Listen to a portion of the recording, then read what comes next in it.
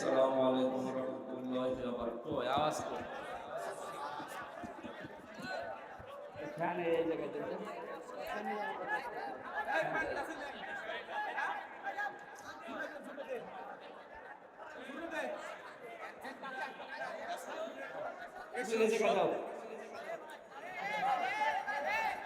যাবে না এই সিস্টেমে টাইম কামাই চলে যাবে না মানে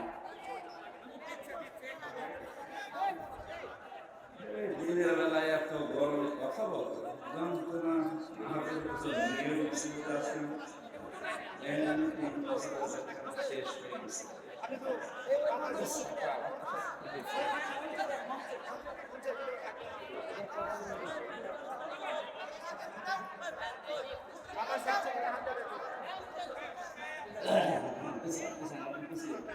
একদম পিছিয়ে একদম পিছিয়ে বসে না রেস্টার্ট করবে যারা দাঁড়িয়ে আছেন বসলে ভালো হয় বুঝতে পারলেন 1 ঘন্টা 20 মিনিট আছে আমাদের এবার আজানের 1 ঘন্টা 25 মিনিট আমরা 1 ঘন্টা 20 মিনিট কথা বলবো نحمده ونستعينه ونستغفره ونؤمن به ونتوكل عليه এই জায়গায় আবার প্রশ্ন থেকে আওয়াজ দেবে এই জায়গায় আপনি দেখুন তো হ্যাঁ দেন ওখানে আপনারা ফাঁকা ফাঁকা হয়ে বসেন এইভাবে গরমে বসা যায়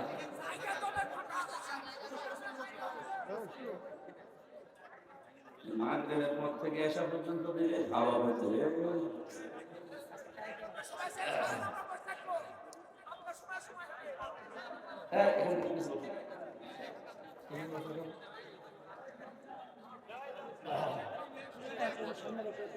ونعوذ بالله من شرور أنفسنا ومن سيئات أعمالنا من يهدي الله فلا مضل له ومن يضلل فلا هادي له ونشهد أن لا إله إلا الله وحده لا شريك له وأشهد أن محمدا عبده ورسوله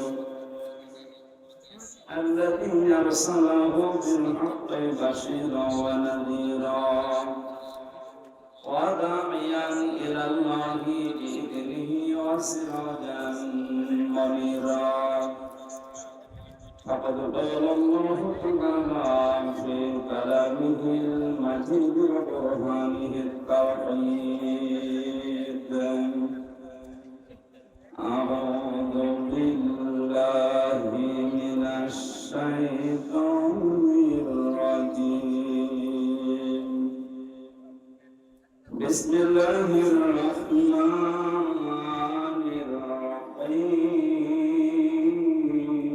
الرحيم وقاتلوا في سبيل الله الذين يقاتلونكم ولا تقتلوا إن الله لا يحب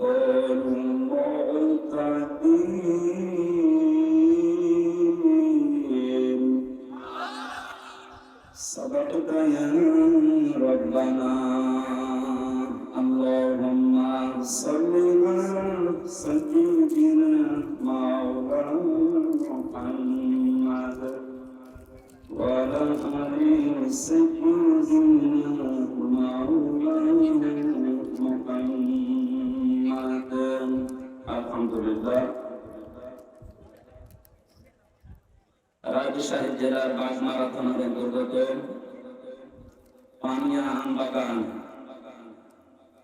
তাফসীরুল কোরআন মাহফিলের সম্মানিত সভাপতি জনাব ডক্টর মোহাম্মদ আসাদুজ্জামান আসাদ সহ সভাপতিবৃন্দ অনেক মানুষের নাম এখানে দেখতে পাচ্ছি আল্লাহ এই সমস্ত মানুষদের সম্মান মর্যাদা দুনিয়া আখিরাতে তুমি বাড়িয়ে দাও, হায়াতে তাজ্জাবা সিহাতে কুল্লিয়া দান করো, বলেন আমিন। মাহফিলের প্রধান অতিথি মাননীয় জাতীয় সংসদ সদস্য বিশিষ্ট শিক্ষাবিদ জনাব অধ্যক্ষ মোহাম্মদ আবুল কালাম আজাদ, প্রধান পৃষ্ঠপোষক জনাব মাস্টার মোহাম্মদ আব্দুর রশিদ, জনাব আনিসুর রহমান, জনাব অধ্যক্ষ মোহাম্মদ গোলাম সরওয়ার আবু, প্রধান উপদেষ্টা জনাব এফাজুর রহমান, সার্বিক সহযোগিতায় আছেন জনাব আলমগীর হোসেন, আব্দুর রশিদ রাসেল, উপস্থাপনায় মাওলানা হাফিজুর রহমান, সম্মানিত অতিথিবৃন্দ, যত মানুষের নাম দেখছি নাম বলে দোয়া করতে গেলে কিয়ামত হয়ে যায়, একবারে দোয়া করে দিলাম। একটা গল্প পড়েছিলাম ছোটবেলায়, শিক্ষক জিজ্ঞাসা করছে ক্লাসে, ছেলে sir ABCD EFG HIJK LMNOP QRST UVWXYZ কি করব? এর ভেতরে আছে আপনি বানান করিন, এর ভেতরে তো আছে যত মানুষের নাম আপনারা দিয়েছে, এমনি সময় পাচ্ছি 1 ঘন্টা 20 মিনিট, এর ভেতরে একটা নাম এর দোয়া করে আরো 20 মিনিট সময়। আমরা একবারে এই সম্মানিত অতিথিদের জন্য দোয়া করলাম, আল্লাহ যেন তাদেরকে হায়াতে তাজ্জাবা সিহাতে কুল্লিয়া জান্নাতি মানুষ হওয়ার কাজ করার তৌফিক দেন, আমিন। এতক্ষণ যারা পারেন এই তালিম থেকে আলোচনা রাখলেন ইসলামিক চিন্তাবিদ মুফাসসিরে কারাম সাতক্ষীরা পালারোয়া কামিল মাদ্রাসা সম্মানিত অধ্যক্ষ জনাব মাওলানা আহমদ আলী আকালাল্লাহু আমরাহু ওয়া বারাকাল্লাহু ফি হায়াতি, বলেন আমিন। আলোচনা রেখেছেন রাজশাহীর সন্তান হাফেজ মাওলানা আব্দুর রশিদ, জনাব মাওলানা আবুল কালাম আজাদ ভাই সহ অন্যান্য উলামায়ে কেরাম, সামনে বসা মুসলমান ভাইরা, পর্দার আড়ালের সম্মানিত মা এবং বোনেরা, প্রশাসনের ভাইরা, প্রান্তীয় রাজশাহীবাসী, ধর্ম নির্বিশেষে পছন্দ গরমে কোরআন শোনার জন্য যে আগ্রহ আকাঙ্ক্ষা আল্লাহ আমাদেরকে দেখানোর তৌফিক দিলে, এই আকাঙ্ক্ষা যেন কোরআনের জন্য কবুল করে। আমাদের দৃশ্য দেখে গরমে মনে হচ্ছে মুহাম্মদ রাসূলুল্লাহ যদি এখন জীবিত থাকতেন, এই সমস্ত যুবকগুলো জীবন দিয়ে হলেও হযরতে তালহার মতো পাহারা দিত। আল্লাহ যেন কিয়ামতে হযরতে তালহার সাথে আপনাদেরকে হাসিল করে দেন ময়দানে মাহশারে, বলেন আমিন। কোরআনের জন্য যে আল্লাহ আমাদেরকে নিয়ে আসলেন, বলছি আলহামদুলিল্লাহ। দরুদ আর সালাম পড়ছি আমাদের নবী মুহাম্মদ রাসূলুল্লাহ সাল্লাল্লাহু আলাইহি ওয়াসাল্লামের প্রতি। গতকাল দিনের বেলা মানবিক যে মাদ্রাসায় আসর থেকে মাগরিব পর্যন্ত কথা বলেছিলাম, ওখানে জাহান্নামে যাওয়ার যে বর্ণনা বলেছিল আমরা একটা একটা করে বলছিলাম। ভবানীগঞ্জ রেখেছিলেন মাঝগ্রাম, ওখানে বলেছিলাম 27 প্রকার মানুষকে আল্লাহ পৃথিবীতে সবচাইতে বেশি ঘৃণা করে। চেষ্টা করবো কোরআন থেকে অন্তত এই 27 প্রকার বা 7 প্রকার মানুষের ভেতরে যেন আমরা না থাকি। যদিও এরকম কোন কাজ ব্যাপারে থাকি, নিজেদেরকে এখনই থামাবো, ওখান থেকে ফিরিয়ে নিয়ে আসবো। আল্লাহ তাদেরকে ভালোবাসে, 4 প্রকার মানুষকে, তাদের ভেতরে আমরা গণ্য হওয়ার চেষ্টা চালাবো ইনশাআল্লাহ। কোরআনে কারীমের সবচেয়ে বড় সূরা সূরা বাকারা, কোন সূরা? বলেন এই সূরার 286টা আয়াত আছে, 40টা রূপ আছে, মাত্র একটা আয়াত পড়েছি, আয়াতের নাম্বার 190। এই আয়াত থেকে শুরু করব আমরা 27 প্রকার পর্যন্ত যদি যেতে পারি ভালো, না পারলে যতক্ষণ যাওয়া যায় পর্যন্ত মাগরিবে আল্লাহ আমাদেরকে যেন তৌফিক ভিক্ষা দেন, বলেন আমিন। কোরআন সূরা থেকে আলোচনা করতে হলে যেহেতু এখানে উপকাক্য আছে, অন্যান্য আলেম ওলামা আছে, তাফসীর করার জন্য যে সমস্ত নিয়ম নীতিগুলো আছে, উসুলে তাফসীরের মূল নীতি 13টা। তার 1 নম্বরে কোন আয়াত থেকে যদি জনগণের সামনে কথা বলতে হয়, আব্দুল্লাহ ইবনে মাসউদ রাদিয়াল্লাহু তাআলা আনহু তিনি তাফসীরে কাবীরে তাফসীর করার জন্য যে সমস্ত নিয়ম নীতি দিয়েছেন তার ভেতরে অন্যতম 5টা। এক নম্বরে কোরআনের ওই আয়াতটা শুদ্ধভাবে তেলাওয়াত করে মানুষকে আগে শোনানো, আমরা পড়েছি নাকি?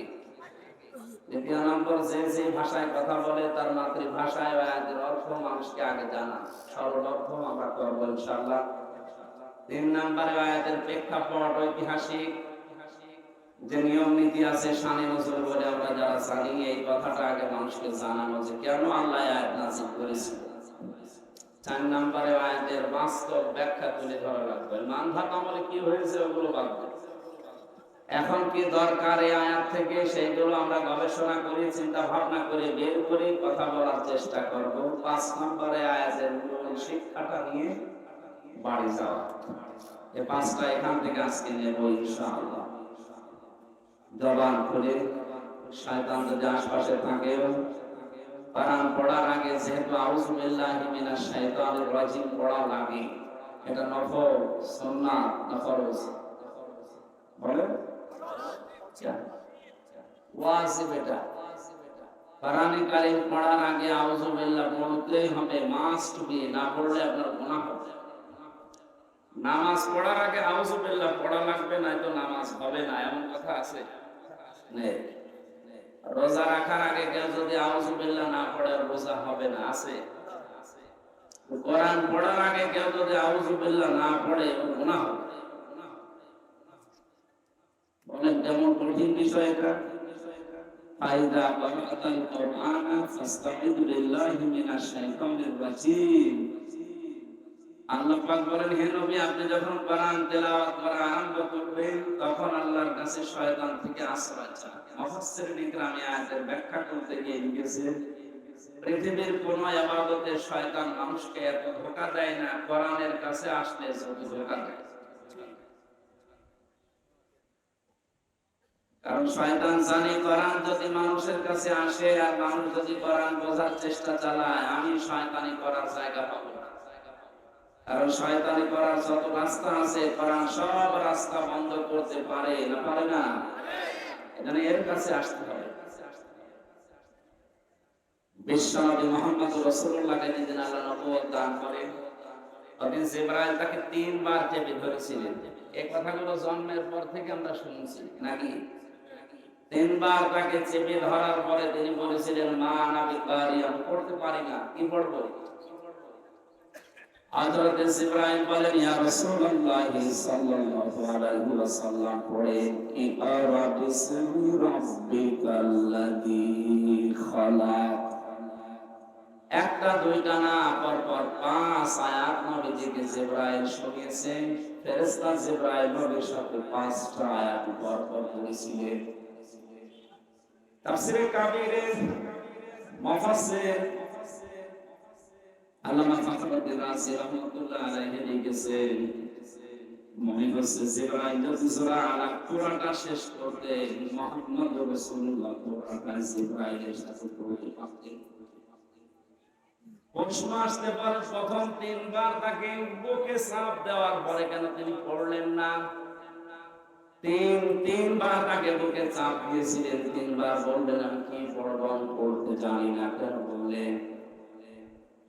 ঠিক এই ব্যাখ্যায় লেখা আছে, এটা নবী জানাতে চেয়েছেন, ভাই জিবরাইল এতক্ষণ পর্যন্ত আপনি বলছিলেন পড়েন পড়েন পড়েন, কি পড়বো?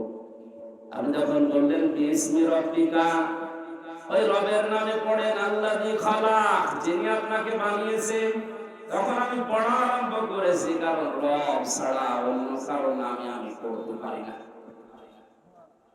রব ছাড়া কোনো নামে আমি পড়তেই পারি না, এটা আমার বিবেকে মেনে নেয় না।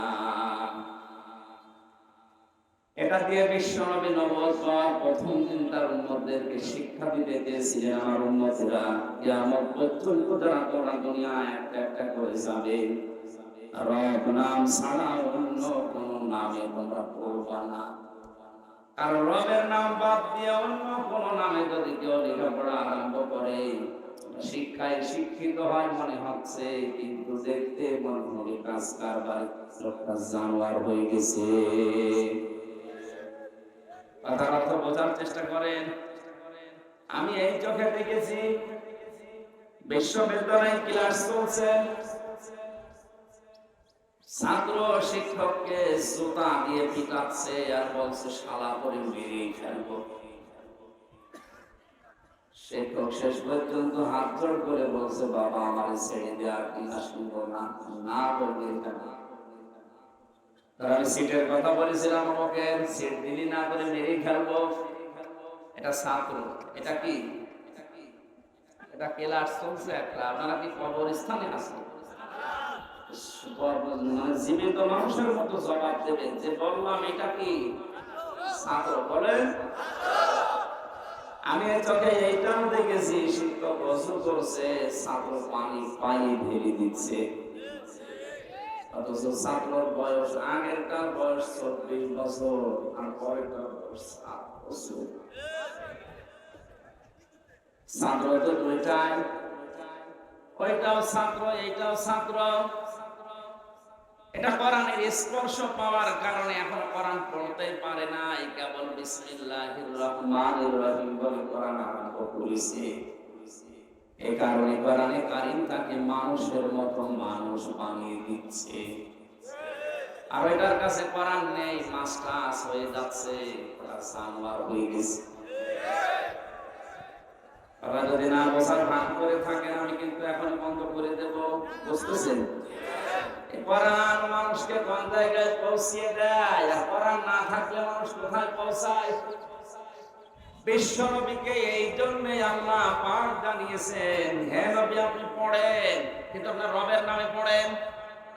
নবীজি উম্মতদেরকে এইটাই শিক্ষা দিয়েছিলেন যে পড়তে চাও জিবরাইল, আমি প্রথমেই যদি জানতাম যে রবের নামে পড়া লাগবে, তোমার তিনবার বলা লাগতো না, আমি প্রথমে আরম্ভ করে দিতাম। প্রথমেই খালি বলেছো ইকরা ইকরা ইকরা, পড়ো। কি পড়বো? তুমি তো নাম বলবা যে রবের নামে পড়ো। এদেশের যারা শিক্ষা ব্যবস্থায় আছেন, এই তাফসীর মাহফিল থেকে 18 কোটি মুসলমানের পক্ষ নিয়ে আমি আমির হামজা বলছি, যারা দায়িত্বে আছেন আল্লাহর নামে পড়ার ব্যবস্থা আরম্ভ করেন, তাহলে মানুষ হব আমরা। আল্লাহর নাম বাদ দিয়ে ওই বানরের নাম নিয়ে, সিম্পাতের নাম নিয়ে, সিম্পাতের নাম নিয়ে যদি পড়া আরম্ভ হয়, শিক্ষিত হবে কিন্তু মানুষ হবে না, জানোয়ার হয়ে যাবে। বলেন তো, যে ছেলেটা মাস্টার্স পাস করার পর কয়েকদিন বিসিএস পরীক্ষা দিয়ে টিকবে, এরপরে দুনিয়ার কোন চেয়ারে বসবে, এই লোকটা, যে লোকটা ক্লাসে স্যান্ডেল দিয়ে শিক্ষক পিটাতে পারে, একটা সিট দেয়নি এই কারণে, সে লোকটা যদি কোন চেয়ার পায়, ও কি করবে? চেয়ারের অবস্থা বলেন।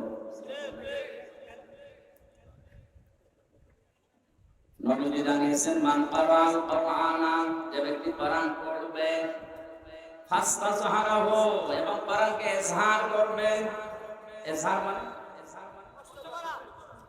ইজহার শব্দের শাব্দিক অর্থ হচ্ছে প্রকাশ করা, স্পষ্ট করা, দাঁড় করানো। 99টা অর্থ আছে ইজহারের। কোরআন শুধু পড়ে তা না, কোরআনকে ইজহার করার জন্য, দাঁড় করানোর জন্য, কায়েম করার জন্য, প্রতিষ্ঠা করার জন্য, স্পষ্ট করার জন্য যারা চেষ্টা চালাবে, যারা চেষ্টা চালাবে। এর পরের শব্দে দেখেন, ফাস্তাজহারাহু, দেওয়ার পরে নবীজি দিয়েছেন ফাহাল্লা হালালাহু ওয়া হারামা হারামাহু। কোরআন যদি কায়েম হয়ে যায়, প্রতিষ্ঠিত হয়ে যায়, স্পষ্ট থাকে, তাহলে হালালকে হালাল মানা আর হারামকে হারাম মানা সহজ।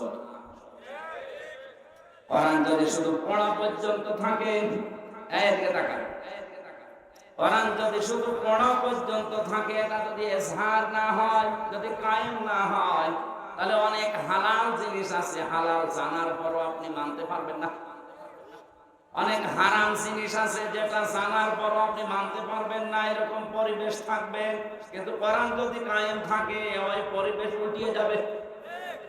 বাংলাদেশে সবাই আমরা জানি ঘুষ খাওয়া হারাম, সুদ খাওয়া, বলেন বলেন, জেনা করা, কিন্তু এমন এমন দৃশ্য এই দেশে, এমন এমন পরিবেশ তৈরি আছে, কোরআন না থাকার কারণে। কোরআন আছে কিন্তু ইজহার নেই, স্পষ্ট নেই, কায়েম নেই, কোরআন প্রতিষ্ঠিত নেই। এই কারণে জানার পরও আমরা অনেকে অনেক জায়গায় বাধ্য হই হারাম কাজগুলো করতে। এরকম জায়গা নেই? এই যে ব্যাংকিং ব্যবস্থা, সেই ইসলামী ব্যাংক বলেন আর যে ব্যাংক বলেন, এদেশে যদি যাকাত ভিত্তিক অর্থনীতি রাষ্ট্রীয়ভাবে কায়েম না হয়, যদি ফেরেশতা জিবরাইল সেই দেশে বাস করে, সে ডাইরেক্ট হোক ইনডাইরেক্ট হোক সুদ খাওয়া লাগবে তার। আমরা বলেন কেন? কেন মানে আজকের সভাপতি না টুপি মাথায় দিয়ে আছে, এর ভেতরে সুদ আছে। আন্দোলন না, উনি 200 টাকা দিয়ে ভালো টুপি কিনলো, তো টুপিটা যে ফ্যাক্টরিতে বানিয়েছে সেই লোকটা লোন নিয়ে ফ্যাক্টরি বানিয়েছে। আমি নিচে গেলাম না, এভাবে গোড়ায় হাত দিতে গেলে দেখা যাচ্ছে আমিও ধরা পড়বো, দরকার নেই। সুতরাং এই জন্য বলছিলাম জিবরাইল যদি দেশে এসে বলে আমি বসবাস করবো রাজশাহীতে, ওর ওষুধ খাওয়া লাগবে, উপায় নেই। কারণ কি? কারণ কোরআনে দেশে খালি পড়া আছে, ইজহার নেই। কি নেই? কোরআন যদি সত্যি ইজহার অবস্থায় থাকতো, প্রতিষ্ঠিত অবস্থায় থাকতো, আপনি জেনা করে বাঁচতে পারতেন না। কথা বলেন না? আর অনেকে জেনা করার পরে মিষ্টি বেলায়, বাংলাদেশে নেই? 100টা জেনা করার পরে উনি এখন সাকসেস, এজন্য মিষ্টি বিলোপন করছে। যদি কোরআন প্রতিষ্ঠিত থাকতো, 100টা না, ওই একটা করার পর ওরা আগাকে দিত, তখন বাকি 99টা আর কিছু করতে পারত। প্রথমটাই আগা কাটা শেষ। এই জন্য নবীজি বলেছেন যদি এটা পড়ার পরে কেউ ইজহার করার চেষ্টা চালায় আর হালালকে হালাল হারামকে হারাম জানার পরে মেনে নিতে পারে, আর মেনে নিতে পারবেন তখন কোরআন ইজহার থাকবে। আর খালাহুল্লাহুল জান্নাহ, নবীজি বলেন আল্লাহ তাকে যেন জান্নাতে দিয়েই দিয়েছে। আলেম না আপনি? এখানে আলেম বসে আছে, উপাধ্যক্ষ। আদখালাহুল্লাহুল জান্নাহ, আল্লাহ তাকে জান্নাতে দিয়ে দিয়েছে না দেবে? এটা মাসি আদখালা ইয়াদখিলু, তার মানে আপনাকে আল্লাহ জান্নাতে দিয়েই দিয়েছে। অতীতের শব্দ, প্রশ্ন আসতে পারে এখনো তো মরলাম না, জান্নাতে গেলাম কি করে? তার মানে সত্যি যদি আপনি কোরআন পড়ার মতো পড়েন, এই যে মান কোরআন কোরআনা, যে ব্যক্তি কোরআনকে পড়েছে, এখন কোরআন কি? কোরআন পড়ার ব্যাপারে আল্লাহ পাক 3টা শব্দ কোরআনে দিয়েছেন, কোরআন, বাতালা, তালাওয়া। এই 3টা শব্দের অর্থ হচ্ছে শুধু পড়া না, শুদ্ধ করে পড়া, ওর মানে বা অর্থ বোঝা, ওখান থেকে প্রাপ্ত জ্ঞানের উপরে প্র্যাকটিক্যাল লাইফে সেট করা। 4 নম্বরে ওই জ্ঞানটা মানুষের কাছে পৌঁছিয়ে ওটা মানার ব্যবস্থা করে দেওয়া। কোরআন পড়ে তার ভেতরে কয়টা জিনিস পেলাম? 4টা। বলেন বলেন, আরো জোরে বলেন। 1 নম্বরে কোরআন পড়তে হবে কি করে? শুদ্ধ। আরো জোরে বলেন বলেন। শুধু শুদ্ধ করে পড়লেই হচ্ছে না, ওটার মানে অর্থ বুঝতে হবে। বাংলাদেশের 100 জনের 95 জন মানুষ কোরআন শরীফ পড়তে পারে না শুদ্ধ করে। আর অর্থ বোঝা এটা তো বাদই দিলাম। এখানে শুধু উপাধ্যক্ষ সাহেব আর মাওলানা আব্দুল কায়েম বাদ দিয়ে একটা মানুষকে দেখান তো যে কোরআনের অর্থ একটা একটা করে বলতে পারে। অথচ অনেক কামেল পাশ মাওলানা আমরা বসে আছি। গিরিশচন্দ্র সেনের নাম শুনেছি আমরা, নরসিংদী বাড়ি, বেটা হিন্দু মানুষ। ওরা কোরআন শরীফ পড়া না, ওরা কোরআনের অর্থ ব্যাখ্যা এমনকি তাফসীর লিখেছে লোকটা। আমি বিশ্ববিদ্যালয়ে থাকাকালীন ওর লিখিত একটা তাফসীর পেয়েছিলাম, লেখক হচ্ছে গিরিশচন্দ্র সেন ভাই। বলেন একটা হিন্দু মানুষ আমরা যেখানে কোরআনের 5টা অর্থ করতে পারি না, আর প্রতিটি শব্দের এক একটা শব্দের কমপক্ষে 33টার উপরে অর্থ মুখস্থ ছিল, না তো তাফসীর লিখতে পারতো না। কোরআনে এমন এমন শব্দ আছে যে শব্দ একটা অর্থ না একাধিক অর্থ আছে, যেখানে যে অর্থ সেট হয় ওখানে ওই অর্থ আপনাকে বলা লাগবে। এছাড়াই তাড়াতাড়ি বসো।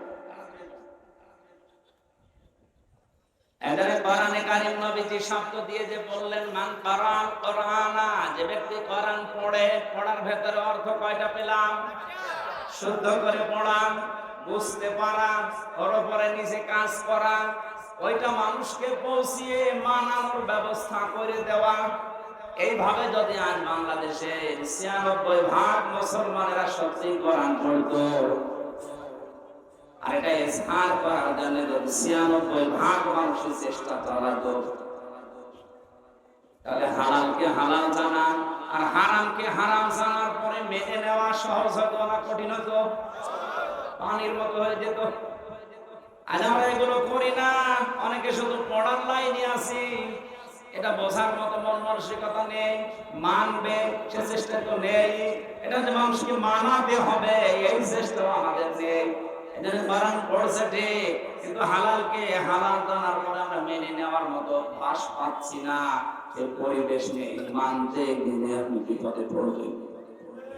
কোরআন যে দেশে ইজহার আছে ওখানে মানতে গেলে বিপদে না আরো পুরস্কৃত হওয়া যায়।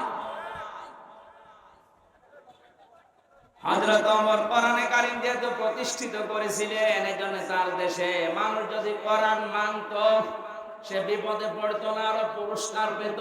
সুবহানাল্লাহ বলতে পারেন?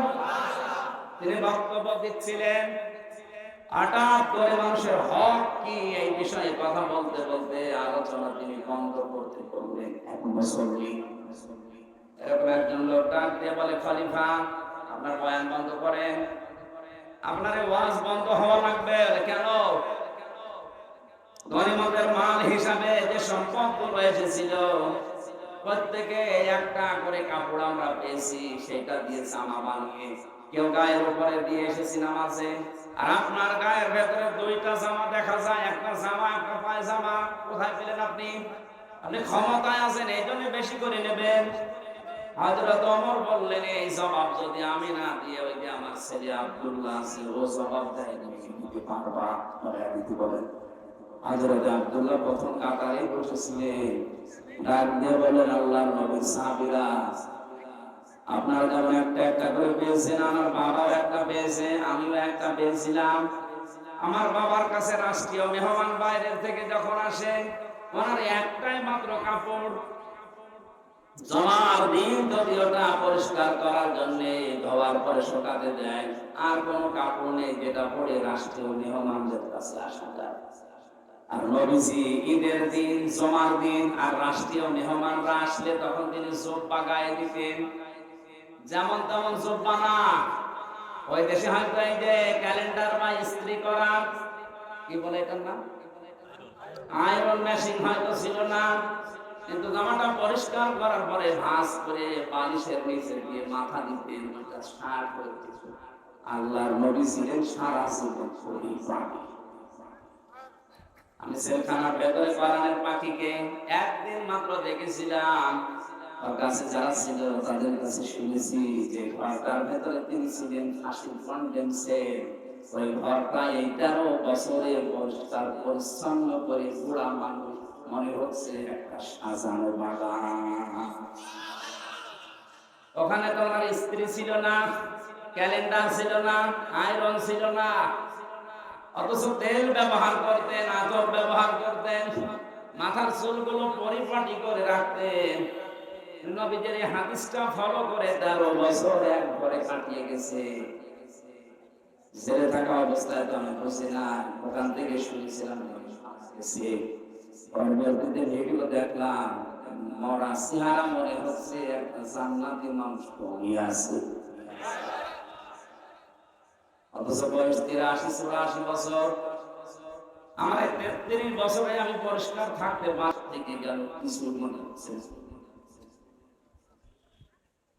এখান থেকে একটা মাসলা শিখলাম, জমার দিন, ঈদের দিন আর বিদেশি কোনো অনুষ্ঠানে মেহমানরা যদি আসে ওই রকম একটা জাঁকজমকপূর্ণ অনুষ্ঠানে যেতে হলে কি গায়ে দেওয়া লাগে? জুব্বা। বলে না কেন? গায়ে দেওয়া সুন্নাত। অথচ ঈদের দিন এই সুন্নাতটা আমাদের দেশ থেকে হারিয়ে যাচ্ছে। এই যে এরকম এরকম সিরা জামা গায়ে দিয়ে ফুল ফুলওয়ালা এমব্রয়ডারি করা, আপনার তো সুন্নত আদায় হচ্ছে না, স্টাইল আর ফ্যাশন হচ্ছে।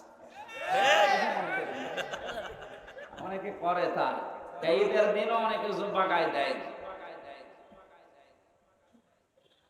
আগামী থেকে জমা থেকে কোন বিদেশি অনুষ্ঠান যেখানে বড় জাঁকজমকপূর্ণ এরকম জায়গায় গেলে কি গায়ে দিয়ে যাবেন? এটা তো শুধু এই সামিয়ানার নিচে, মানে বাইরে আমল করেন। এটা সম্মান কমাবে কেন? সম্মান আরো বাড়াবে। নবীজির কোন সুন্নতে মানুষের সম্মান কমে দুনিয়াদারদের কাছে? যাদের ভেতরে আল্লাহর ভয় আছে তাদের সামনে গেলে আপনার সম্মান আরো বাড়বে। আব্দুল্লাহ জবাব দিলেন, আমার বাবা একটা পেয়েছিলেন, আমিও একটা পেয়েছি। বাবার জামা যেহেতু একটা, এই জন্য আমার জামা থাকার কারণে ওই কাপড়টা আমার বাবাকে আমি উপহার দিয়েছি। ওইটা নিয়ে আমার বাবা নিজে জোড়া দিয়ে দুইটা বানিয়েছে। কোরআন কারীম যদি প্রতিষ্ঠিত না থাকতো, আর কোন চেয়ারম্যান যদি এভাবে কথা বলতো, কোন জনগণ যদি সামনে থেকে বলতো, চেয়ারম্যান কথা থামান, এত সুন্দর জামা কোথায় পেয়েছেন? রিলিফের মাল চুরি করা নাকি?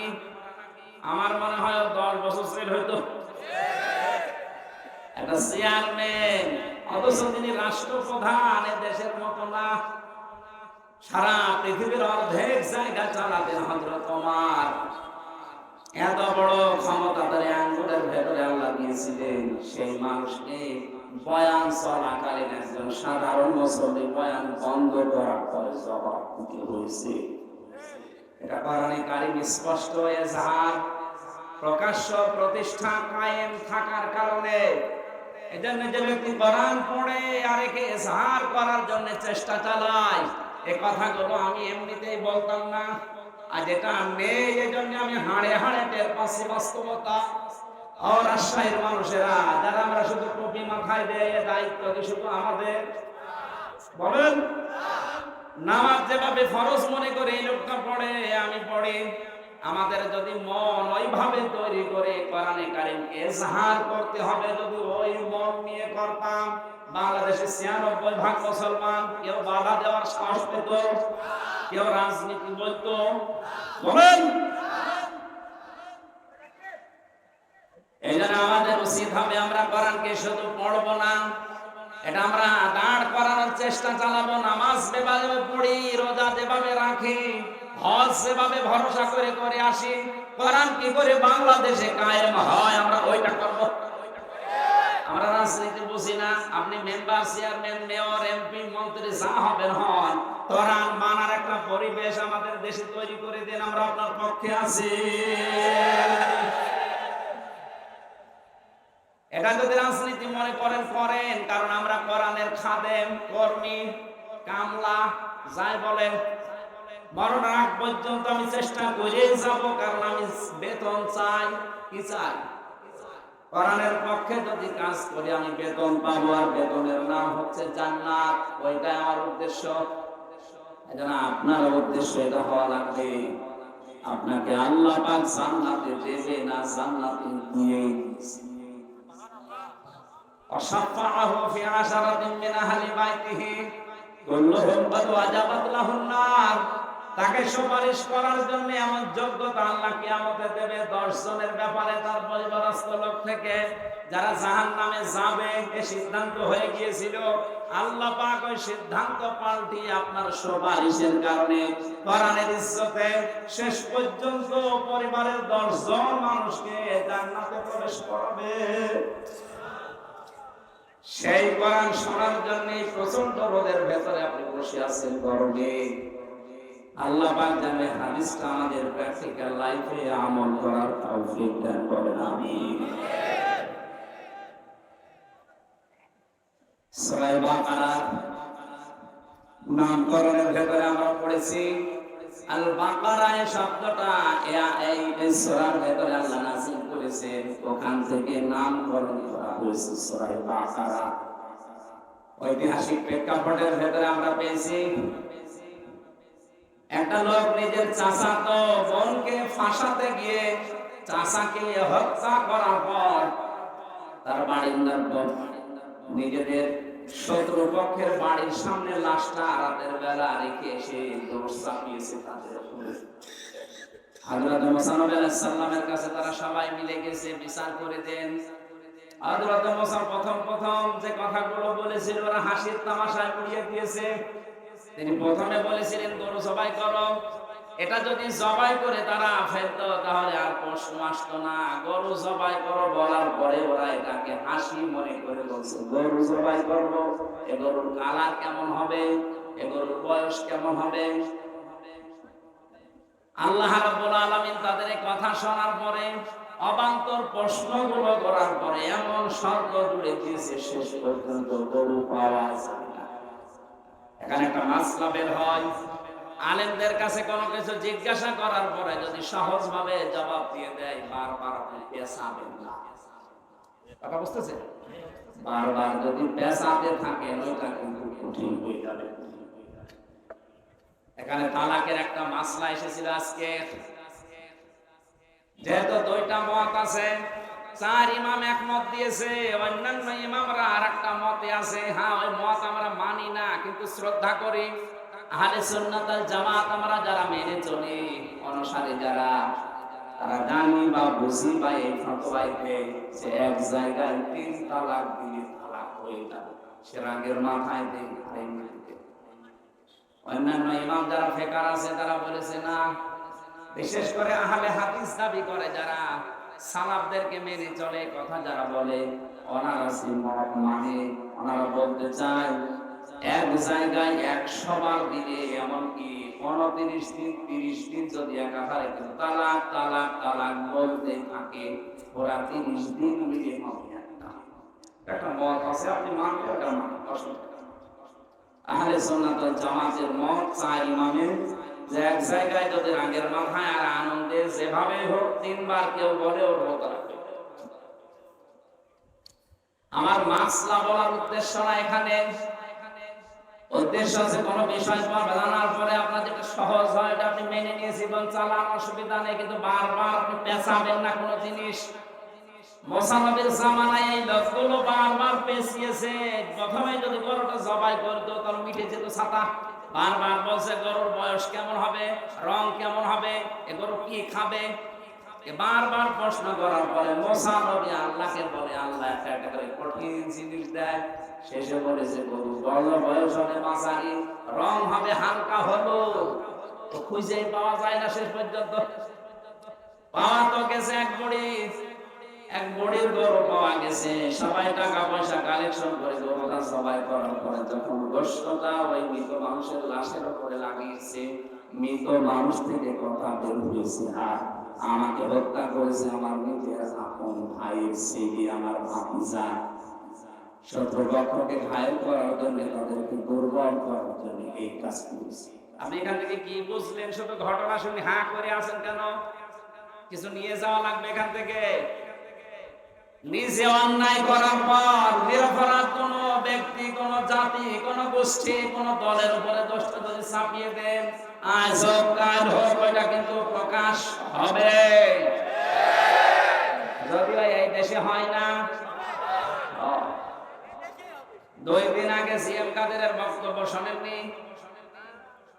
1 মিনিট 37 সেকেন্ড ওরে বক্তব্য দিয়েছে, সব ফাঁস হয়ে গেছে। সত্য যা বলেছে কথাটা একেবারে খাপের খাপ।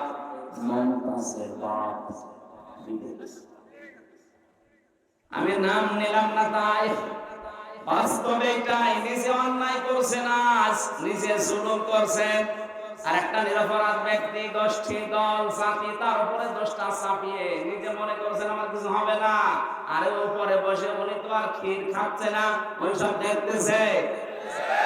ولا تحسبن الله غافلا عما يعمل الظالمون إنما يؤخرهم ليوم تشخص فيه الأبصار সূরা ইব্রাহিম 13 নম্বর 19 নম্বর পৃষ্ঠা 12 নম্বর লাইনের 42 নম্বর আয়াতে আছে। এটা ফি জিলালিল কোরআন তাফসিরে পাবেন। আল্লাহ পাক বলেন, হে নবী, আপনি কি মনে করেন যে জালেমদের সম্পর্কে আমি গাফেল, কিছু মনে রাখি না, কিছু খোঁজ রাখি না? কে বলেছে? সবচাইতে বেশি নজর আমার জালেমদের দিকে। যেদিন চক্ষু উল্টিয়ে যাবে, ইন্নামা ইউআখিরুহুম লিয়াউমিন তাশখাস ফীহিল আবসার। মানুষের যেদিন দিক দাঁড়া হারিয়ে যাবে, চোখ উল্টানোর মতো হবে, এই দিন পর্যন্ত ওদেরকে আমি একটু ছাড় দিয়েছি। সুতরাং জালেম যারা আছেন, নিজের নফসের উপরে, পরিবারের উপরে, সমাজের উপরে, জনগণের উপরে জুলুম করছেন, থামেন আপনি। আপনাকে আল্লাহ ছাড় দিয়েছে, ছেড়ে দেবে না। কোরআনে কারিমের সবচেয়ে ভয়ঙ্কর আয়াত আমার কাছে সূরা শুরা 25 নম্বর পারা 6 নম্বর পৃষ্ঠা 12 নম্বর লাইনের 42 নম্বর আয়াতটা আমার কাছে। আপনি দেখেন তো, ইন্নামাস সাবিলু আলাল্লাযীনা ইয়াযলিমুনা নাস ওয়া ইয়াবগুনা ফিল আরদি বিগাইরিল হক ইলা আখির আয়াত। আল্লাহ পাক বলেন, অবশ্যই আমি আল্লাহ মামলা দেব। এই এদিকে তাকান, অবশ্যই আমি আল্লাহ মামলা দেব, আমি কেস করব, আমি বাদী। কে বলে তো? আল্লাহ নিজে মামলা দেবেন, বিচার করবেন কে? আসতে বলো, মামলা দেবেন কে? বিষয়টা কেমন মনে হচ্ছে? আমার যিনি বিচারক ছিলেন হাইকোর্টে, ওই লোকটা যদি বলে আমি আমির হামজার এই মামলার নিজেই বাদী, আমার কোনোদিন জামিন হওয়া সম্ভব?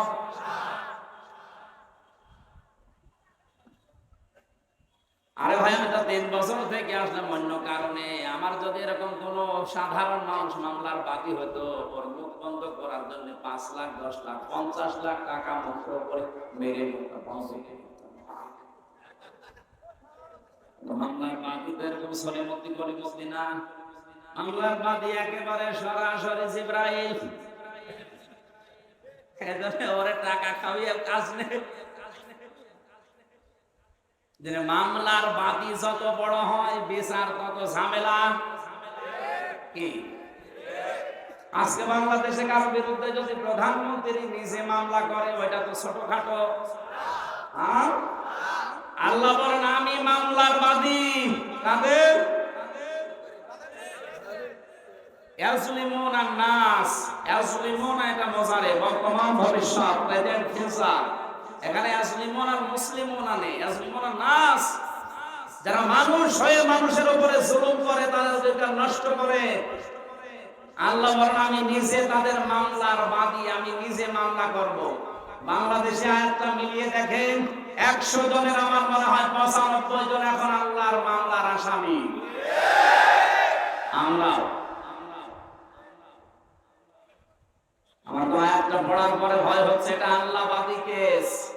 এখানে যদি পুলিশ এসে কোনো কাজ করে, আপনি যদি বাধা দেন, তাহলে কেস হবে পুলিশবাদী কেস। এক কথা বলছেন না কেন? আল্লাহর কাছে বাধা এটা, কারণ মানুষ আল্লাহর, এই মানুষের উপরে জুলুম করলে মামলা দেবে কে? এটা কি বাদী কেস? আল্লাহবাদী কেস। কি বাদী? বাংলাদেশে হাজার হাজার মানুষ এখন আল্লাহবাদী কেসের আসামি। বিচারপতি যদি বলে আমি তোর মামলার বাদী, তুই আর জামিন কিয়ামতের আগে পাবি না, আল্লাহ নিজে মামলার বাদী। বলেন আপনাকে কোন বাবা জামিন দেবে? বলেন। আপনি তো আশা করে আছেন না আমি বড় পীরের মুরিদ, ও পীরের কি হবে? ও তো আসামি। ও আসামি না?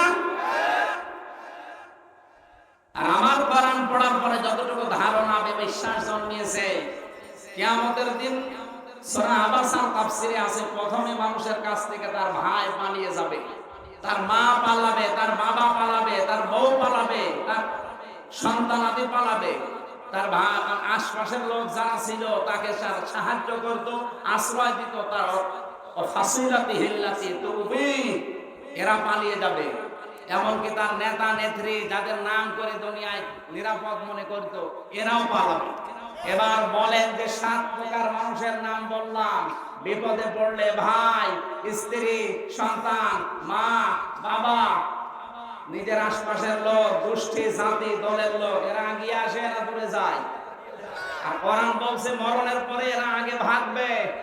তাহলে আপনার এই কথা, কোরআনের বিশ্বাস যদি জন্মায় যে এটা সত্য কথা, বিশ্বাস করতে পারেন কিয়ামতে অনেক পীর বলবে আল্লাহ আমি পীর ছিলাম। ও যে আমার মুরিদ দাবি করছে, আমি তো পীর ছিলাম না, আমি সাধারণ হামজা। কিসের পীর? ওরে আমি মুরিদ পাবো কোথায়? সুতরাং এই ধান্দায় যারা আছেন যে দুই পীরের মুরিদ, দুইজন শুধু হাত ধরে এইভাবে মারবে আর জান্নাতে যেয়ে পড়বে, জান্নাত না জাহান্নাম। কারো উপরে ভরসা করে লাভ আছে না। যাদের নাম আল্লাহ দিলেন এরা যদি পালায়, পীর সাহেব বললাম না, বলবে আর আমি পীর ছিলাম না, তুমি অন্য কিছু করবে। এটা আমরা যেন আল্লাহ মামলার আসামি হয়ে না যায়, খুব ভয়ঙ্কর জিনিস এটা। আল্লাহ রাব্বুল আলামিন সূরা বাকারার ভেতরে নামকরণে গুরুত্বপূর্ণ এই শিক্ষাটা আমাদের দিতে চাইলেন। নিজে অন্যায় করে যদি নিরপরাধ কোনো মানুষকে ফাঁসিয়ে দেন, মনে করছেন এই দলের লোক, এই গোষ্ঠী, এই জাতি, এই লোকটাই যাতে যারা সাপোর্ট করে তারা বিপদে পড়ে যাবে না। উনি তো বসে বসে ঘাস কাটতেছে না, উনি সব দেখছে। আসমাউ ওয়া আরা, আমি সব দেখছি, আমি সব শুনছি। মুসা নবীকে যেই দিন ফেরাউনের সামনে হযরত মুসাকে আল্লাহ লাগিয়ে দেন, লাগেন। ওরা যখন বড় বড় যেসব সাপ বানিয়ে, বিচ্ছু বানিয়ে ফেলছিল, মুসা নবী মানুষ হিসাবে ভয় পেয়ে গিয়েছিল। আল্লাহ বললেন না, ভয় পেও না, চিন্তা করো না, আমি দেখছি এবং আমি শুনছি। ময়দানে ফেরাউনের সামনে তোমারে নামিয়ে আমি বসে বসে আরশে তামসা দেখছি না, আমি আছি। সে আল্লাহ এখন কি দুর্বল? উনি দেখতে পাচ্ছেন না? আমার বিশ্বাস 100 ভাগ উনি দেখছেন এবং শুনছেন। জালেমদেরকে শুধু ছাড় দিয়েছে, কিন্তু ছেড়ে দেবে না। ইন্না বাদশা রাব্বিকা লাশাদীদ, আমার ধরা বড় শক্ত ধরা। এমনিতেই কিছু বলি না, কিন্তু যদি ধরি ওরে আর ছাড়ি না। আল্লাহর ধরার আগে আপনি যেন নিজে সংশোধন হয়ে যান। এই জন্য আজকের মাহফিল। আজকে সূরা বাকারার নামকরণে কি পেলাম? নিজে অন্যায় কাজ করে কোন নিরপরাধ ব্যক্তি, গোষ্ঠী, জাতি, দলের উপরে যদি চাপিয়ে নিজে মনে করেন আমি নিরাপদ হয়ে গেলাম, পারবেন না। যে কোনো কায়দায় সত্যের কাঠি লড়বেন, আপনাকে আল্লাহ ধরাবেন। এই বিশ্বাস কোরআনে করেন তো? আল্লাহ তাআলা সূরা বাকারা থেকে এই শিক্ষাটা নিয়ে আমাদের প্র্যাকটিক্যালি আমল করার তৌফিক দিন, আমিন। 190 নম্বর আয়াত থেকে আমরা পড়েছি। আল্লাহ রাব্বুল আলামিন বলেন, কাতিলু, তোমরা লড়াই করো। শব্দটা শুনলে যেন মনে হচ্ছে আল্লাহ মনে হয় মারামারির পক্ষে। আপনি জিজ্ঞেস করেন তো, যারা বাংলা পড়তে পারে বলেন, কাতিলু, তোমরা সবাই মিলে লড়াই করো। কাতালা ইকাতিলু মুকাতালাতান, এটা ভাবে মুফাআলা, এর বাংলা অর্থ হচ্ছে পরস্পর লড়াই করা, পরস্পর মুখোমুখি লড়াই করা, মারামারি করা। তাহলে আল্লাহ মারামারির পক্ষে। ফালাম তাকতুলুহুম ওয়ালাকিন্নাল্লাহা কাতালাহুম, সূরা আনফালের ভেতরে আল্লাহ জানিয়েছেন, এরা 17 নম্বর আয়াত, হে নবী আপনি তো ওই কাফেরদেরকে হত্যা করেননি, বরং আমি আল্লাহ নিজে তাদেরকে হত্যা করেছি। ওমা রামাইতা ইয রামাইতা ওয়ালাকিন্নাল্লাহা রামা। ওই যে বালি নিক্ষেপ করেছিলেন, ওটা আপনি নিক্ষেপ করেননি, ওটা শুধু সামনে আপনি ফিকে মেরেছিলেন। প্রত্যেকের চোখের উপরে বসিয়ে দেওয়ার দায়িত্ব আমল করেছি আমি, আল্লাহর কুদরত।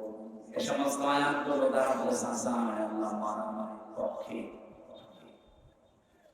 কেন শব্দটা দিয়ে আল্লাহ আয়াত শুরু করলেন? বিশ্বে যদি আপনি শক্ত হতে দাঁড়াতে না পারেন, এরকম শক্তি সামর্থ্য যদি তৈরি করতে না পারেন, বিড়াল পর্যন্ত আপনার দিকে বড় চোখ করে তাকাবে। আপনি একটু ঘুরে দাঁড়ান, একটু শক্ত হন, পেছনের শক্তি সঞ্চয় করেন। কোরআনে কারীম জানিয়েছে, হে নবী, ওরা ইসলাম ধ্বংস করার জন্য যেইগুলো হাতে নেয় উল্টিয়ে ওইটা আপনি ইসলামের পক্ষে কাজে লাগাতে দাঁড় করান। আজ ওরা অস্ত্র শস্ত্র তৈরি করছে ইসলাম ধ্বংস করার জন্য। আপনি উল্টিয়ে ওইটা ইরানের মতো শক্তিশালী হন। আজ ইরানের মতো যদি ওরা যাই করুক না কেন, যে মুসলিম ওদের বলেন, ইরানের মতো যদি বিশ্বের 57টা মুসলমান রাষ্ট্র একটু দাঁড়িয়ে যেত, ইসরায়েল এমনিতেই ভয়ে পোশাক করে ফেলত। বাকিগুলো সব এই 56টা বিড়ালের মতো, আর ওই 81 হয়ে করবে কি? আজকাল দোয়া করার পক্ষে আছে, ফিলিস্তিনকে বাঁচাও না, আল্লাহ কাতিলু দিয়ে আয়াত শুরু করতেন না? মারামারি করো, লড়াই করো, সংগ্রাম করো। লড়াই সংগ্রাম করতে হলে পেছনে যেটা লাগে সে ব্যাকআপ আমাদের নেই। আমরা 57টা মুসলিম রাষ্ট্রকে আহ্বান জানাবো, সবাই শক্তি সঞ্চয় করেন। ওদের তো শক্তি শুধু ইমানের কোনো শক্তি নেই, ওদের বাহ্যিক কিছু শক্তি আছে। ওগুলো ধ্বংস করার জন্য আমাদের যাই আছে এর সাথে ইমানের শক্তি যোগ হলে সব প্রসাদের মতো ভেসে যাবে। হ্যাঁ, ওদের লড়াই আর আমাদের লড়াইয়ের ভেতরে পার্থক্য আছে। আমাদের লড়াইটা ইবাদত, আর ওদের লড়াইটা কোরআনে কারীম জানিয়েছে, আল্লাযীনা আমানু ইউকাতিলুনা ফি সাবিলিল্লাহ। যারা ঈমানদার তারা লড়াই করবে, কিন্তু রাস্তায়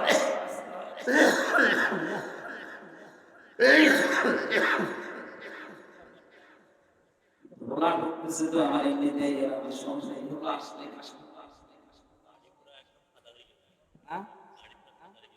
দাড়ি সাদা, আমি সাদা হয়ে যাচ্ছি। দিনের বেলায় আর মাংস দেবেন না, গরমের সময় দরকার হয়, দরকার নেই, 1 বছর পরে নেই। যে গরু দিয়ে চাষ করে খাবেন, গরু চাষ করবেন কি কষ্ট হয়ে যাচ্ছে।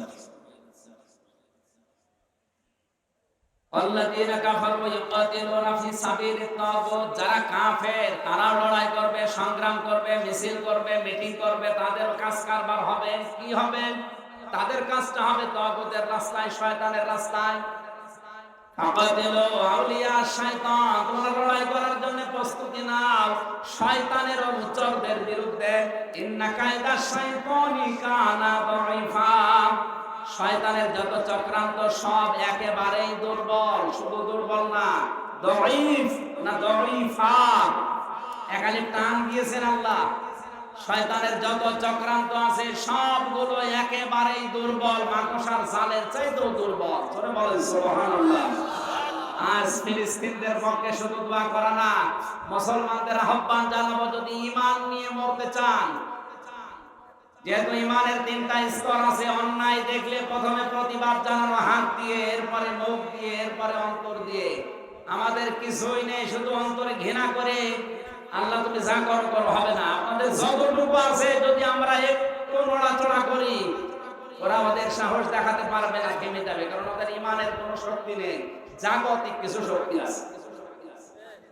আল্লাহ রাব্বুল আলামিন মুসলমানদের পায়ের নিচে যত সম্পদ দিয়েছেন, এরা যদি শুধু একটু ঈমানের দিকে তাকিয়ে ওটা বন্ধ করে দেয়, ওদের প্লেন, ওদের উড়োজাহাজ, ওদের বিমান সব বন্ধ হয়ে যাবে, ওরা না খেয়ে মরবে।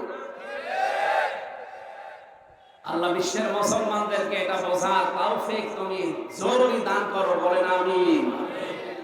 আল্লাহ মারামারির পক্ষে এসে এই কথা এমনিতে বলে না। আমাদের মারামারি হবে, আমাদের লড়াই হবে, সংগ্রাম, মিছিল, মিটিং, যাই বলেন, বৈঠক, সব আল্লাহর রাস্তায়। কার রাস্তায়? ওরাও করবে ওগুলো, কিন্তু ওরা শয়তানের রাস্তায়, মানুষের তৈরি করা নিয়ম নীতি কায়েম করার জন্য। আল্লাহ তাআলা এতটুকু বলে শেষ করে দেননি, আল্লাযীনা ইউকাতিলুনাকুম, তোমরা তাদের বিরুদ্ধে লড়াই করো যারা তোমাদের বিরুদ্ধে লড়াই করে। আজ তাম দুনিয়ার সবচাইতে বড় মাসলুম জাতি মুসলমানেরা। ইসরায়েল যেভাবে মুসলমানদেরকে হত্যা করার জন্য আরম্ভ করেছে, আমরা মনে করছি শুধু ফিলিস্তিনের ব্যাপার। কে বলেছে আপনাকে? ওরা যেভাবে আরম্ভ করেছে, 2 দিন পরে না জানি আপনার উপরও এটা আসে কিনা। এজন্য সতর্ক এখন থেকে হওয়া লাগবে, না তো ঈমান নিয়েও মরতে পারবেন না, বেঈমান হয়ে মরা লাগবে। আমাদের লড়াই সংগ্রাম হবে, কিন্তু সাবধান আমরা যেন সীমা লঙ্ঘন না করি। নিজের রাগের বশবর্তী হয়ে কারো উপরে দোষারোপ করা, অত্যাচার করা, কাউকে কালার করা, এটা জায়েজ নেই। ওয়ালা তা'তাদু, সীমা লঙ্ঘন করবা না।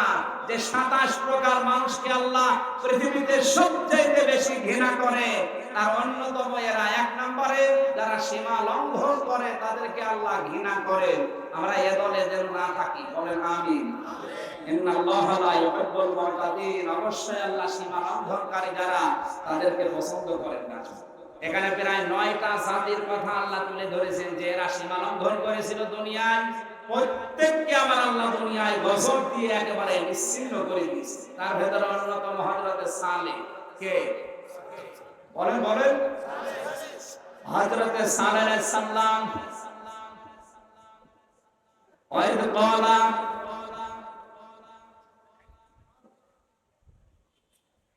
কোরআনে কারীমের সূরা আনআমের আয়াতের সূরা আরাফের ভেতরে আল্লাহ ঘোষণা দিয়েছেন কাফেরদের বিরুদ্ধে।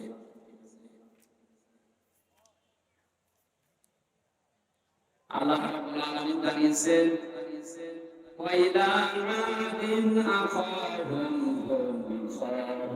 সালিহা ক্বালা ইয়া কওমি ইবুদুল্লাহা মা লাকুম মিন ইলাহিন গায়রুহু قد جاءتكم بينة من ربكم هذه ناقة الله لكم آية فذروها تأكل في أرض الله ولا تمسوها بسوء فيأخذكم عذاب أليم। সূরা আরাফের 73 নম্বর আয়াতে আল্লাহ বলেন, আমি যখন সামুদ জাতির নিকটে তার ভাই হযরতে সালেহ আলাইহিস সালামকে পাঠিয়েছিলাম, হযরতে সালেহ তার জাতির কাছে এসে বলেছিল, আল্লাহর ইবাদত করো, তার সাথে কাউকে শরীক করবে না। অবশ্যই তার পক্ষ থেকে তোমাদের কাছে স্পষ্ট দলিল আর প্রমাণ নিয়ে আমি এসেছি। হাদিহি নাকাতুল্লাহ, তার ভেতর অন্যতম এই যে আল্লাহর উষ্টি। আর হযরতে সালেহের কাছে মুজিজা দেখতে চেয়েছিল যে বিশাল পাহাড়, পাহাড়ের পাদদেশে একেবারে চূড়ার উপরে যে পাথর আছে, ওই পাথরের ভেতর থেকে 10 মাসের গর্ভবতী একটা উটনি বের করে সেখান থেকে একটা বাচ্চা সহ নিয়ে আসো। আল্লাহ রাব্বুল আলামিনের নবী সালেহ সিজদা করে বলেছিলেন, মাবুদ তুমি আমাকে সাহায্য করো। শেষ পর্যন্ত আল্লাহ এই ব্যবস্থা করে পাহাড় থেকে উঠা পাঠিয়েছিলেন। ওটা যখন নেমে আসছিল, এটা তাফসীরে খাসিনের ভেতরে আছে, উটনি যখন 10 মাসের গর্ভবতী উটনি নেমে আসতেছে বাচ্চা সহ, হযরতে সালেহ ওটা দেখার পরে বললেন, হাদিহি নাকাতুল্লাহ, এটা আল্লাহর উষ্টি।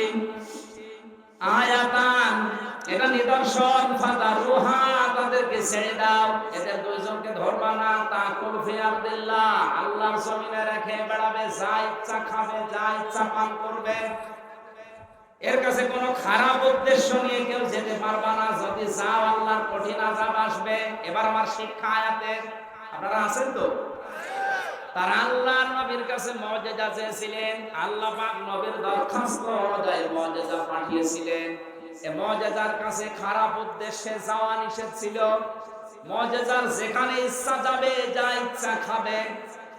কিন্তু জাতির লোকেরা ভুল করেছিল এইটা, মুজিজা যেখানে ইচ্ছা যাবে, যা ইচ্ছা খাবে, খেতে তো দেয়নি, যেতে তো দেয়নি। আগে তার বাচ্চাটাকে মেরেছে, পরে উষ্টিটাকে মেরেছে। আল্লাহ রাব্বুল আলামিন বলেছিলেন, যেখানে যাবে, যেখানে খাবে, খারাপ উদ্দেশ্য নিয়ে আসবে না। এসেছিল আল্লাহ এই সীমা লঙ্ঘনের কারণে আযাব দিয়ে পুরো জাতিকে আল্লাহ ধ্বংস করে দুনিয়ায় ইতিহাস তৈরি করে রেখেছে। এটা আমার কোরআনে দিয়েছেন খেলা করার জন্য, শিক্ষা নেওয়া। সালেহ আলাইহিস সালামের যে মুজিজা উষ্টি, তার চাইতে আমাদের নবীর মুজিজা কোরআন দামি, কম না বেশি? বলেন বলেন। আল্লাহ রাব্বুল আলামিন কোরআনে কারীমকে নাযিল করে জানিয়েছেন, এই কোরআন যেখানে ইচ্ছা যাবে, যা ইচ্ছা করবে। কারণ 500 বিধান এই কোরআনে আল্লাহ দিয়েছেন। এই 500টা বিধান ব্যক্তি, পরিবার, সমাজ, রাষ্ট্রে সব জায়গায় যাওয়ার ক্ষমতা রাখে না, রাখে না? আজ আমরা যারা বাধা দিতে চাই যে না এখানে আসতে দেব না, এখানে আসতে দেব না, কোরআন শরীফ থাকবে শুধু এতিমখানায়, মসজিদে, খানকায়, মাদ্রাসায়, বাকি সূরা হাসাবের 34 নম্বর আয়াত।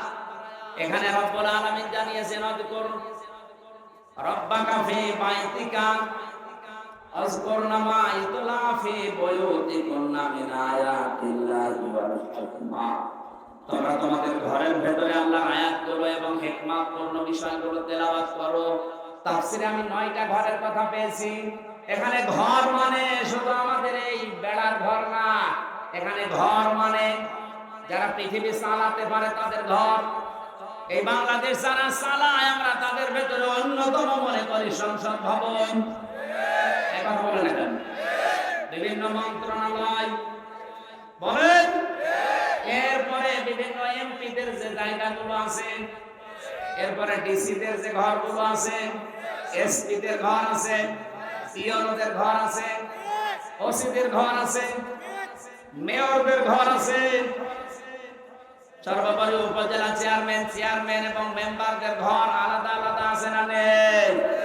এই ঘরগুলোর ভেতরে যদি আল্লাহর আয়াতগুলো তেলাওয়াত হতো, আর যদি বুঝে বুঝে এই 1638 জন মানুষ পড়তে পারতো, এগুলো যদি প্র্যাকটিক্যালি সেভ করে ফেলতো, আল্লাহর এই আয়াত, আল্লাহর নিদর্শন যেখানে যাওয়ার ইচ্ছা ছিল সেখানে চলে যেত। আমরা বাধা দিয়ে নিজেদের ক্ষতি করছি। ওরা যেমন সীমা লঙ্ঘন করে আল্লাহর আযাব নিয়ে এসেছিল, আমরা আল্লাহর আযাব এখন ডেকে নিয়ে আসতেছি। এই যে তাপদাহ চলতেছে তীব্র, 44 ডিগ্রি চলছে, 43 ডিগ্রি 44 ডিগ্রি এমনি না, সৌদি আরবে এতদিন। আমি তো কিছুদিন আগে সৌদি থেকে আসলাম, 27 ডিগ্রি 28 ডিগ্রি চলছিল, আর এখানে চলছে 44 45। এটা কি রহমত না গজব? যাহারাল ফাসাদু ফিল আরদি ওয়াল বাহরি বিমা কাসাবাত আইদিন নাস লিইউযিবাহুম বা'দাল্লাযী আমিলু লাআল্লাহুম ইয়ারজিউন। সূরা নূরের 41 নম্বর আয়াত। আল্লাহ তাআলা বলেন, জলে স্থলে যে বিপর্যয়গুলো দেখতে পাও, একটাও আমি পাঠাই না, সব তোমাদের হাতের কামাই করা। সুতরাং আজ এই প্রচন্ড গরম এবং এই দুবাই যে অবস্থা হয়েছে, বিমানবন্দর পর্যন্ত ভেসে চলে গেছে। কোটি কোটি টাকার গাড়ি সব আল্লাহ নষ্ট করে দিয়েছে। উনি যদি ইচ্ছা করে বাংলাদেশকেও দাবিয়ে দিতে কয়েকদিন লাগতে পারে নাকি? এটা শুধু মুখে বলেন, একটু বিশ্বাসে এনে বা ভেতরে ভয় তৈরি হয় না যে আল্লাহ আমাদেরকে তুমি তীব্র গরম যদি দিতে পারো, এই দেশটাকে 100 হাত মাটির নিচে ওই ডেড সি যেটা করেছিল লূত নবীর জামানায়, ওইটাও আল্লাহ করতে পারে না? কক্সবাজারের যে সমুদ্র সৈকত, যে পানির অবস্থা, আমার মনে হয় যদি 200 হাত উঁচু হয়ে পানি একবারে আসে, এই দেশ খুঁজে পাওয়া যাবে? আর আল্লাহ এখন ক্ষমতায় নেই তাই আমরা বিশ্বাস করছি, ক্ষমতায় থাকলে ঠিকই বিশ্বাস করব। আল্লাহ বলেন, আমি এগুলো কেন দেই মাঝে মাঝে, যে প্রচন্ড গরম, দুবাইয়ের এই বিমানবন্দর উড়িয়ে দেওয়া এমনি দিয়েছি এই কারণে মানুষ যেন একটু টের পায় যে তার হাতের কামাই করা বিষয়ের কি আযাব। এগুলো আমি মজা চাকতে দেই যেন ফিরে আসে, কিন্তু মানুষ তো ফিরে আসে না, আমাদের বৃদ্ধি আরো বাড়ে, বলে এগুলো প্রাকৃতিক দুর্যোগ। প্রাকৃতিক দুর্যোগ বলে কিছু নেই, সব আমাদের হাতের কামাই করা বস্তু। আল্লাহর এই আয়াত, আল্লাহর নিদর্শন, এই মুজিজা কোরআন, যেখানে ইচ্ছা যাবে, যা ইচ্ছা খাবে, যেখানে ইচ্ছা ব্যবহার হবে, এগুলো আমরা করতে দেইনি।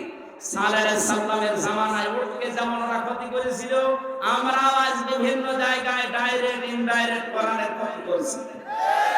আল্লাহ আমাদেরকেও আযাব পাঠাচ্ছে এই কারণে। আমরা কোরআনকে যেখানে যাওয়ার দরকার ওখানে পৌঁছিয়ে দেই, আমার জীবন উন্নত হবে, দেশেরও সমৃদ্ধি বাড়বে। দ্বিতীয় নম্বরে আল্লাহ দিয়েছেন হযরতে সালেহ আলাইহিস সালামের পরে দিয়েছেন শুআয়ব আলাইহিস সালামের জামানার কিছু কথা। এগুলো এই যে 7টা বা 9টা জাতির কথা কোরআনে আল্লাহ তুলে দিলেন শিক্ষা নেবার জন্য। শুআয়ব আলাইহিস সালামের জাতিকে আল্লাহ ধ্বংস করেছিলেন 2টা কারণে। কয়টা? আজকে আমি রাজশাহী শহরে বিমানবন্দরের পেছনে যেখানে জোহর নামাজ পড়িয়েছি, ওখানে এই 2টা বিষয় টাচ দিয়েছিলাম। শুআয়ব আলাইহিস সালামের জাতিকে আল্লাহ ধ্বংস করেছিলেন কয়টা অপরাধের কারণে? সীমা লঙ্ঘন করেছিল তারা 2টা বিষয়ে। 1 নম্বরে ফাউফুল কাইলা ওয়াল মিজান ওয়া লা তাবখাসুন নাসা আশিয়াহুম ওয়া লা তুফসিদু ফিল আরদি বা'দা ইসলাহিহা। ওরা ওজনে কম বেশি করত। এ বাংলাদেশে তো নেই। ওজন মানে আপনি কি মনে করেন শুধু দাড়ি পাল্লায় যারা ওজন করে ওই ওজন? না, এটা আমি যে চেয়ারে বসে আছি এখানে ওজন আছে। কারণ আমি যা পড়ে এসেছিলাম, যা বলতার জন্য এসেছিলাম, আজ অনেকের কারণে এগুলো ডেলিভারি দিতে পারছি না, বলতে পারছি না।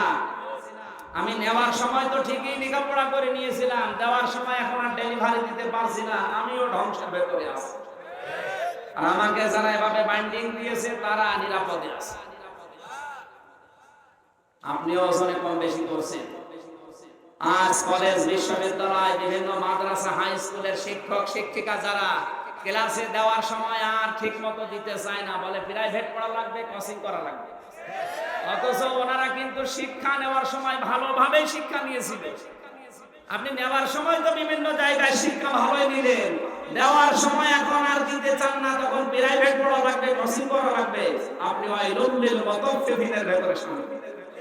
যারা নেওয়ার সময় বেশি নেয়, দেওয়ার সময় কম দেয়, এদের জন্য আল্লাহ বলেন এরা ধ্বংস হয়ে যাক। বলে নাউজুবিল্লাহ। এইরকম সীমা লঙ্ঘন আমাদের দেশেও চলছে। ওজনে কম বেশি করা এটাও ধ্বংসের কারণ। এরকম 7টা বিষয় আমি সামারাইজ করেছি। যারা অশ্লীলতা ছড়ায়, যারা অপচয় করে, যারা এই পৃথিবীতে অশ্লীলতা ছড়াচ্ছে, অপচয় করছে, এবং যারা সবগুলো আমার মনে নেই এখন। 27টা বিষয় আমার পড়া ছিল। এই 27টা বিষয় যে মানুষগুলো দুনিয়াতে আঞ্জাম দেবে, করবে, তার অন্যতম সীমা লঙ্ঘন করা। এদেরকে আমার আল্লাহ নিজের পক্ষ থেকে জানিয়েছেন, আমি এদেরকে ভালোবাসি না, ঘৃণা করি, ঘৃণা করি, ঘৃণা করি। আল্লাহ আমাদেরকে জুলুম যে মানুষগুলো করবে, জুলুমকারী, তাদেরকে আল্লাহ পছন্দ করেন না। যারা ন্যায় বিচারের পরিবর্তে জেনে শুনে অবিচার করে, তাদেরকে পছন্দ করেন না। সবগুলো আমার সিরিয়াল আকারে মনে নেই। আমরা আগামীতে কোনো জায়গায় যদি আসি, শীতকালে আমার নিয়ে আসেন, রাতের বেলা দেবেন। এইভাবে আমার কষ্ট হচ্ছে, আপনাদেরও পোশাক পরিবেশ থাকছে না। আমি বলেছিলাম যে দাম্পত্য জীবনের যে সমস্ত কলহ আছে, বিপদ আপদ আছে, মারামারি, ঝগড়াঝাটি, এমনকি পরকীয়া, প্রেম, এটা মেটানোর কিছু পদ্ধতি আছে। এই নিয়ে যে বইগুলো লিখেছিলাম, তার ভেতরে 1টা না 2টা বই এখানে আছে। এগুলো কিনে আপনার মেয়েকে, বউকে, বোনকে, মাকে, ফুফুকে উপহার দেবে।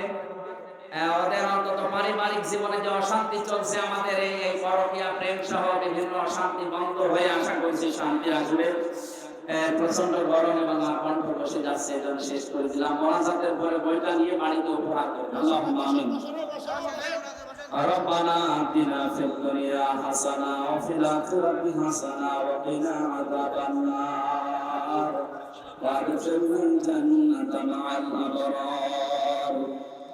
আল্লাহ তাআলা দিনের বেলা প্রচন্ড গরমে তীব্র তাপ চলছে, মানুষ বাড়ি থেকে বের হওয়াই কঠিন।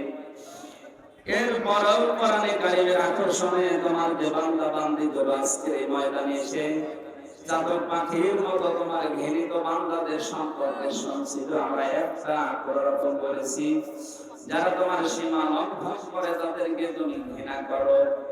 দুনিয়াতে কোনো বিষয়ে যেন আমরা সীমা অতিক্রম না করি, আমাদেরকে তুমি বাঁচাও। আজকের আলোচনার সওয়াবগুলো নবীজির রওজায় পৌঁছিয়ে দাও। দুনিয়ার মাটির নিচে যারা ঈমান নিয়ে ঘুমিয়ে গেল, এদেরকে মাফ করে দাও। মা বাপ যারা হারিয়েছি, আল্লাহ আমাদের মা বাপকে ক্ষমা করে দাও।